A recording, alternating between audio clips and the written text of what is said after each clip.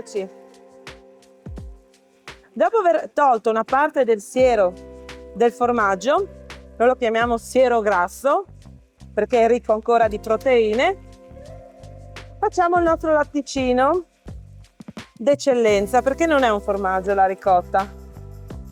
Una parte viene riscaldato a 85-87 gradi, poi viene aggiunto l'acido lattico, là dove le singole proteine si uniscono tra di loro e flocculano. Si dice questo è il termine esatto per descrivere quando le proteine del siero si trasformano in ricotta. Una parte di questa ricotta viene tolta, lasciata sgocciolare nei singoli cestini e viene consumata subito. Poi una parte della ricotta che rimane viene messa nei sacchi e lasciata sgocciolare per un paio d'ore. Poi viene presa, legata con delle corde, dei cordini e messe sotto pressa per una notte intera per togliere più siero possibile.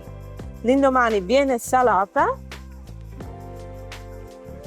e messa in affumicatoio, dove passerà una notte intera, dove viene affumicata con dei truccioli di faggio, naturalmente, è pronta per il consumo. Come vi raccontavo, viene usata per i pierchons, solitamente viene grattugiata sui gnocchi, sui pierchons, oppure anche consumata accompagnata da conserve o marmellate di frutta.